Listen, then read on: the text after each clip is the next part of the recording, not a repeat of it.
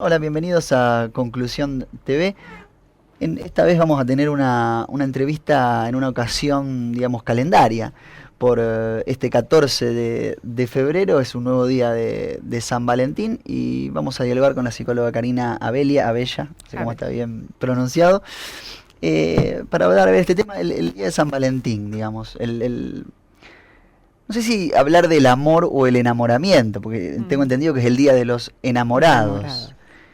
Y a ver, como puntapié, el enamoramiento, esa cosa, ese estado en el que uno se siente trascendental. Muchos mencionan que en esta época es algo que está en crisis, digamos, sobre todo en ambientes más juveniles o millennials, hay cierta cosa más libertina.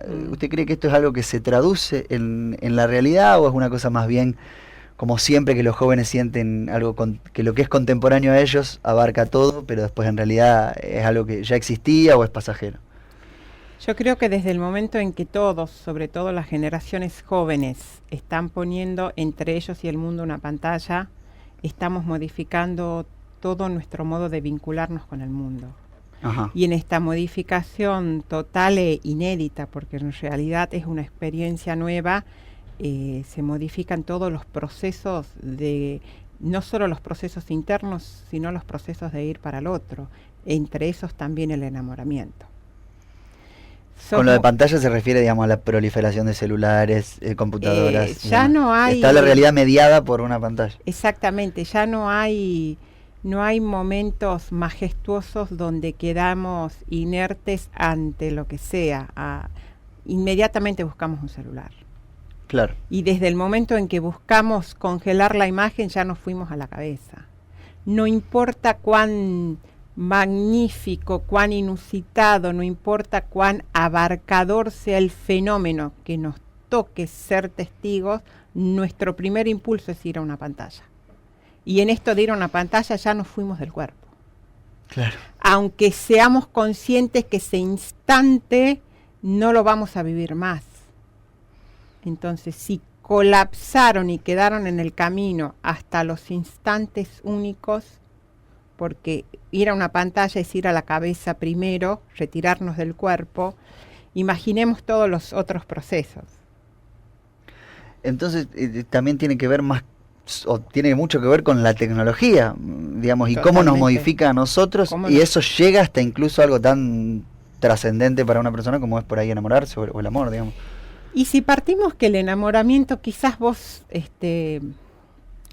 sos joven todavía, pero los que tenemos mi edad y varias velitas más, no nos cabe duda si rebobinamos y llevamos nuestra memoria allá lejos, que el enamoramiento era un acto puramente somático y visceral. El enamoramiento era pasar por la casa, los que vivíamos en pueblo, conseguir una bicicleta y pasar por la vereda, y entonces la madre del pibe decía, ya está haciendo zanja la Juanita, se ve que está interesada en alguno de mis changos. Claro. Pero el enamoramiento era esto, que el cuerpo, teníamos una vivencia del cuerpo como infinito. El cuerpo nos estallaba, cuerpo nos estallaba en la piel, el cuerpo nos quedaba chicos. Uno se sentía como una especie de estado de trascendencia, digamos. Uno se sentía, te diría que sería quizás otra experiencia que se le parece sería el orgasmo, pero el enamoramiento era lo más cercano a lo infinito, al no límite, esto de ir al baile o de ir al club y estar atento por si pasaba, y si pasaba el primo ya nos venía taquicardia, porque si viene el primo detrás venía él. Claro. Las generaciones más jóvenes, al estar todo el tiempo entre el cuerpo y el otro una pantalla, hasta el mismo cuerpo creo que se va opacando. ¿Por qué digo creo? Porque también es verdad que esta es una experiencia muy nueva. Claro. Nosotros todavía estamos atravesando el río, no sabemos cómo va a ser cuando lleguemos a la orilla. Claro, está todo como modificándose en el camino, permanentemente, digamos. O sea, todavía no tenemos generaciones adultos que hayan nacido con redes. No sabemos cómo va a ser la corporalidad y la afectividad de esos adultos. Cuando lleguen quizá a otro estado de madurez, con este estado de cosas. Exactamente, lo has dicho perfecto. Entonces, en realidad no sabemos qué va a ser de todo esto. Bien, y esto también tiene que ver, ahora voy a ir, recién usted mencionó el orgasmo y también voy a ir al tema de lo sexoafectivo, que ahora se habla mucho, pero ¿cómo ve el tema de las aplicaciones de citas y gente que se conoce? Y digamos, ya es algo bastante común, e incluso conozco gente de más de 40 años que se ha conocido por ese tipo de aplicaciones o con esos formatos, y que ha iniciado una relación duradera o lo que puede durar una relación.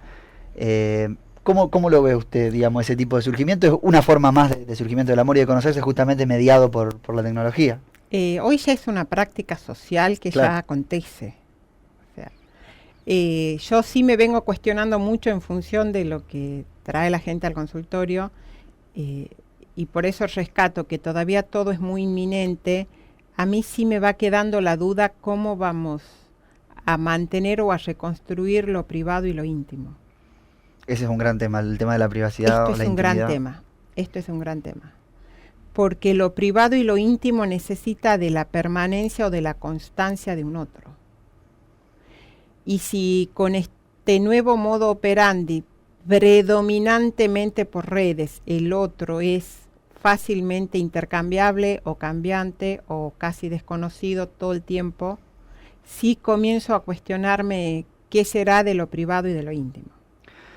A mí me llega a pensar, y voy a tratar de esbozar un pensamiento que puede resultar mal, pero cuando uno establece, digamos, cuando hay alguien que le gusta, o intenta establecer un vínculo o un espacio, siempre esto de un modo presencial, ¿no? No a través de un chat, lo estoy diciendo, un vínculo que permita justamente que ese vínculo, que esa unión, pasar del estado de cosas, digamos, profano a algo sagrado, digamos, que entre los dos puede existir como un universo creado más allá del universo del resto, digamos. Sí.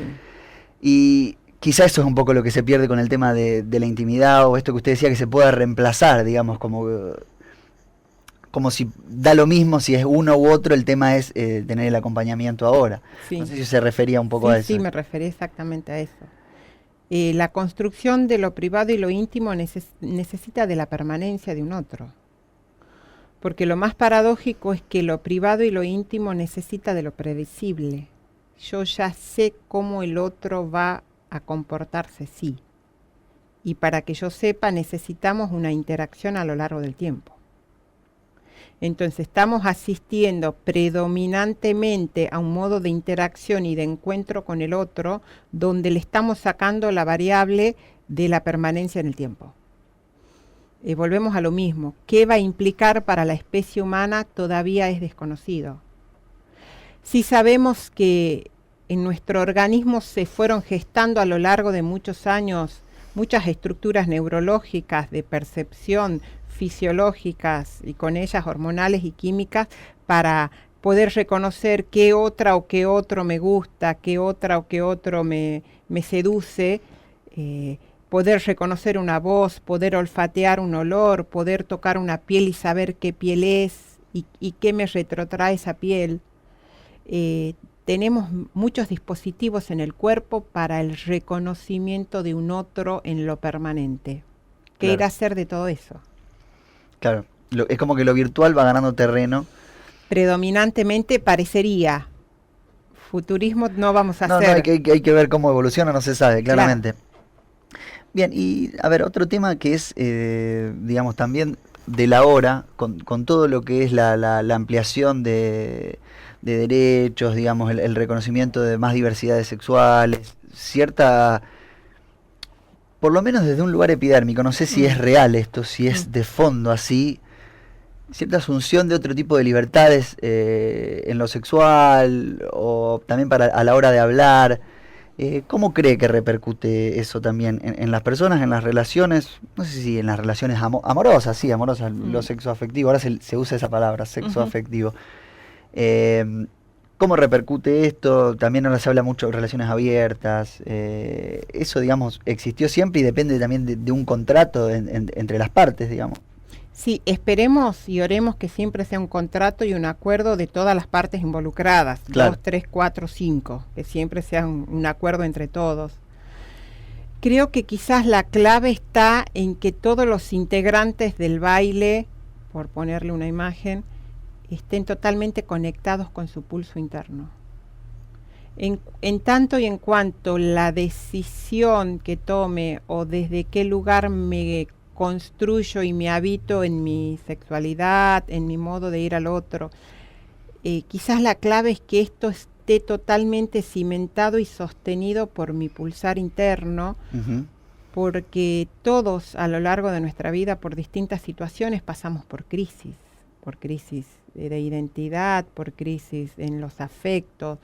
También nuestra sexualidad puede pasar por una crisis, sobre todo en la adolescencia, donde el cuerpo es una licuadora, y tomar cualquier decisión en la adolescencia a largo plazo también puede traer consecuencias muy difíciles después de remontar.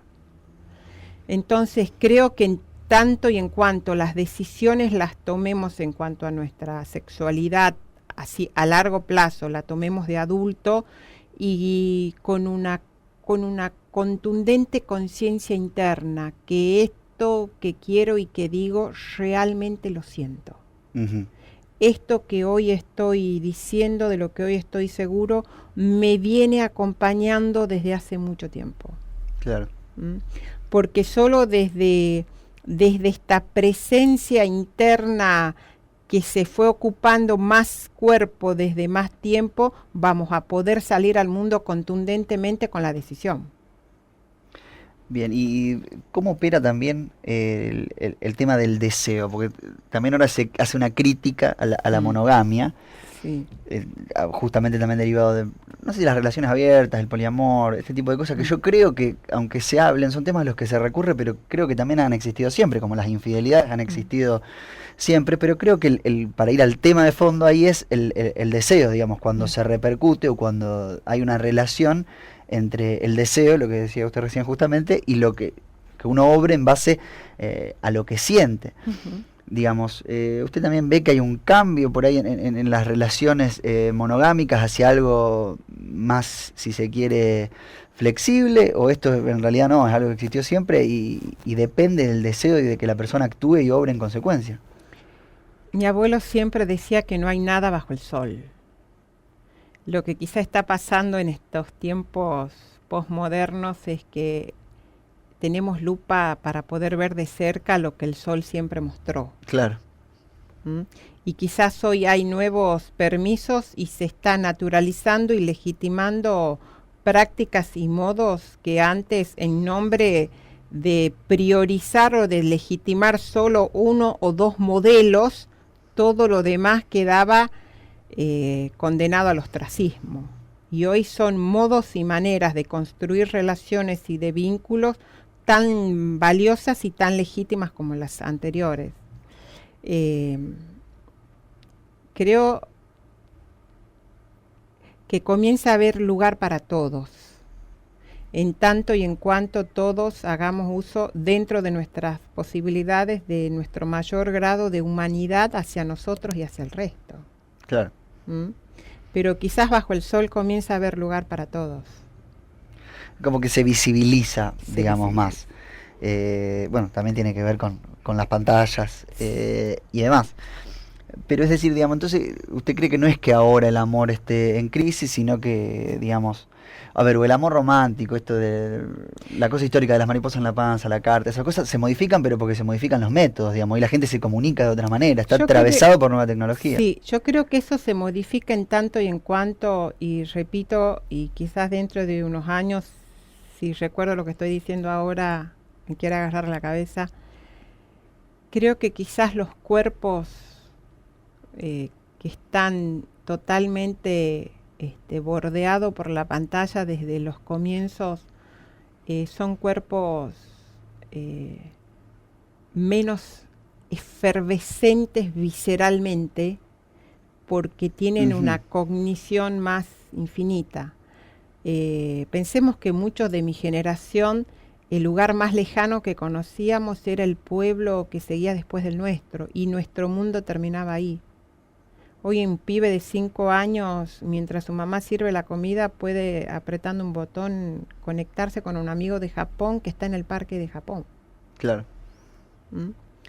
Entonces, tenemos cuerpos menos conectados y menos fervoroso en lo inmediato, en el presente, en el contexto donde el cuerpo está, y más informado y más sabido de realidades y de existencias más lejanas a las que el cuerpo puede llegar. Eso inevitablemente también va a modificar la llama, el fuego con el que una persona se enamora. Claro. Es decir, digamos, esa virtualización también, de alguna manera, hace que se viva, no sé si menos pasionalmente, pero a través por ahí de otros canales que enfrían un poco, para decirlo de alguna manera, el que vínculo. Enfrían la inmediatez. Claro. Que enfrían la inmediatez. Justamente la inmediatez que teóricamente también a la que aportan. A la que aportan. Pero es más comunicativa o de otra manera, en otra escala. En otra escala, más distante. Exacto, exacto. Quizás vos ya no lo has vivido, pero de la audiencia, los que somos del interior y teníamos esa fiesta del santo una vez al año, te preparabas 3 meses antes para ir a la plaza con el vestidito nuevo que se te lo llenaba del olor a choripán, porque se vendía choripán y papa frita. Ese era el evento del año. Claro. Y era el evento por el que desde el bebé que había nacido 3 meses antes de la fiesta hasta el abuelo que se le ocurrió morir 2 días después, todo giraba en torno a ese evento. Claro. Las nuevas generaciones no van a tener nada de esa experiencia de vibrar y de envalentonarse con un evento festivo que pasa una vez al año, porque su cuerpo vivencia y conoce múltiples festividades, múltiples celebraciones. Entiendo. Entonces, básicamente, para llegar a una conclusión, lo que más atraviesa la forma de relacionarse en sí, pero en este caso el vínculo, digamos, enamorado, es la tecnología. Totalmente. Sí, hoy por hoy, el cambio más radical que hubo en los últimos años, digamos. Totalmente, sí. Te diría que la tecnología, y me arriesgaría también a decir, las nuevas generaciones van teniendo también otra crianza, ¿no? Que va dando otra llama interna. Las nuevas generaciones no fueron bebés que se pelearon entre los brazos de la abuela, de las 5 tías y de la vecina solterona.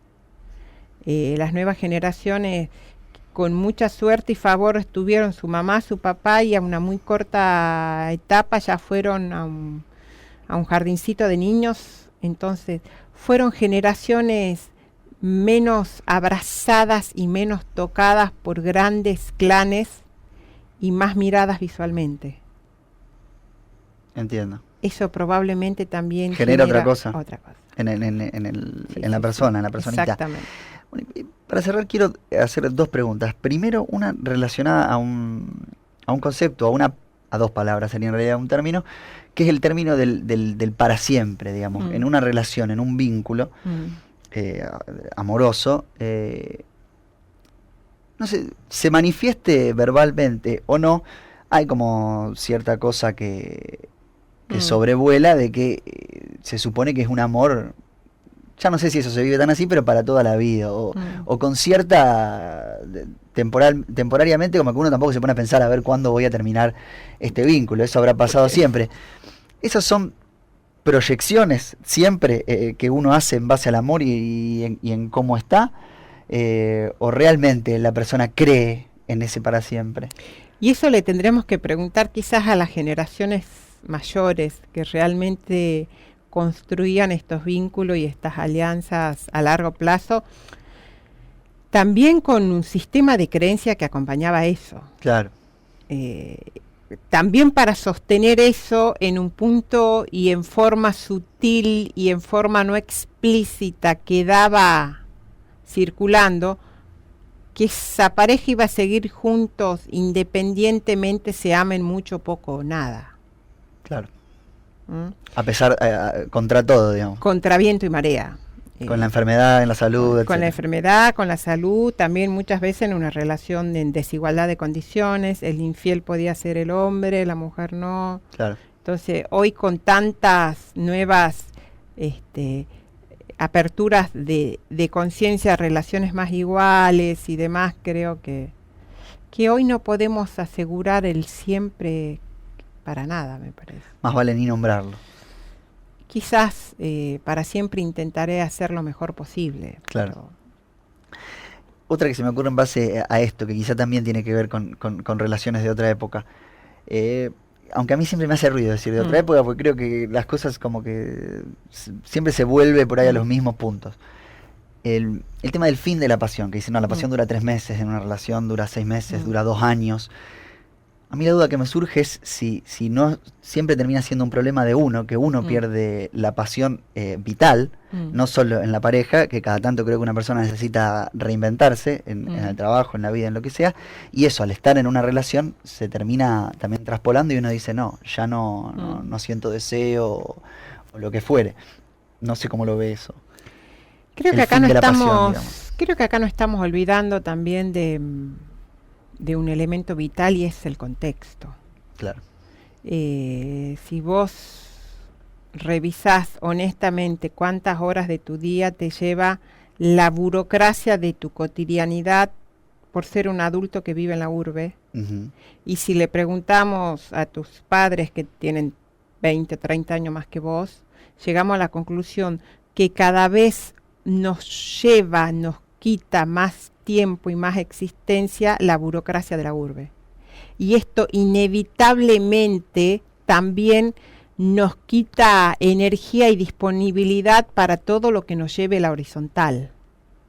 Cuando para estar en la vertical necesitamos tanto de nosotros para ordenar estacionamiento de auto, el permiso para el carnet de la tarjeta de crédito, el descuento en el súper de... Claro. Lo que queda de nosotros para la horizontal es, con mucho viento a favor, respirar y juntar las pestañas. Entonces sí creo que también a la hora de revisar qué pasa con nuestra capacidad de apasionarnos en tiempos modernos, y no sé si esto era lo que me preguntaba, también tenemos cada vez vidas más complejas para poder funcionar. Cada vez tenemos vidas con más vericuetos, con más exigencias. O sea, hoy ir a un club, necesitas decidirlo 3 meses antes, enterrar a un ser querido 2 años antes, te tiene que avisar a la abuelita que se va a morir para hacer todos los trámites. Es difícil. Cuando la vertical nos requiere y nos toma tanto, queda menos de nosotros para la horizontal. Y en eso también está incluida la pasión. Claro. Porque la pasión, ¿qué sería? Sería un despertar de lo más visceral. Pero si tenemos 16 horas elucubrando, decidiendo y armando cómo llevar el cotidiano, no es que porque sea la noche y me horizontalice, me viene lo pasional. Claro. También lo pasional tiene que ver, ya yendo a lo etimológico, la pasión también tiene que ver con sufrir. Tampoco hay amor sin sufrimiento, porque muchas veces se habla como de, no, si te duele no es amor, no hay amor sin sufrimiento tampoco. No hay vivir sin sufrimiento, aunque ahora nos están vendiendo por todas partes el mundo feliz. Vivir también es sufrir, vivir también es conectarnos con la finitud, con que la vida pasa, nuestros amigos van a envejecer, vamos a enterrar a nuestros padres, vamos a perder el trabajo. Las cosas van a pasar, digamos. Por último, volviendo también a la tecnología, esto quizá también es más de color. Recuerdo haber visto una película hace un tiempo en la que el personaje principal se terminaba enamorando del sistema operativo de su celular, que tenía la voz de una actriz muy bonita, era una voz muy, muy sensual y demás, pero se terminaba enamorando, había tenido una pérdida, digamos, de su esposa y demás. Ese sería el contexto. Pero lo ve como algo viable, digamos, que eso termine pasando, es parte de lo que no podemos predecir y puede llegar a pasar. Digamos, esta intromisión de lo que es el mundo virtual en nosotros y en lo que tiene que ver con nuestras relaciones podría llegar a ese punto. Yo creo que no estamos tan lejos, lamentablemente. Hay gente que tiene una relación por cámara 2 años por distintos motivos antes de llegar al primer café. Y ya los psicólogos empezamos a tener consultas por gente que prefiere toda la previa de cámara y que en el momento de ir a un encuentro las evita. Claro. Me parece que no estamos tan lejos, porque si desde ya sostenemos relaciones con amistades que se fueron del país o que lo conocimos en el aeropuerto y viven en la otra parte del mundo y hoy por hoy son relaciones a través de internet, creo que no estamos tan lejos. ¿Y eso qué evidencia, digamos, los miedos, la ansiedad que también se recrudece por esta cosa de la inmediatez de lo virtual? Yo creo que esto es una consecuencia directa que cada vez armamos un mundo con menos otros reales y con más otros imaginarios. Uh-huh. O sea, hoy de la generación joven saben muy poco de sus abuelos, ni saben que existe una figura que se llama padrino. La generación joven no escucha a los padres de mi edad que hablemos del compadre. O sea, cada vez el paisaje humano de todos cada vez se va reduciendo más. Claro. Aunque tenemos la generación de los 20, los 30 años que son nómades trasladándose de un país a otro por cuestiones de trabajo, de experiencia, de año sabático, pero una vez que se van de un lugar se conectan con los amigos del próximo lugar donde viajan. Claro, una cosa más efímera. Bien, bueno, muchas gracias por habernos visitado y quedamos en contacto para una próxima consulta. Bueno, gracias a vos. Gracias. Bueno, nos vemos la próxima en Conclusión TV.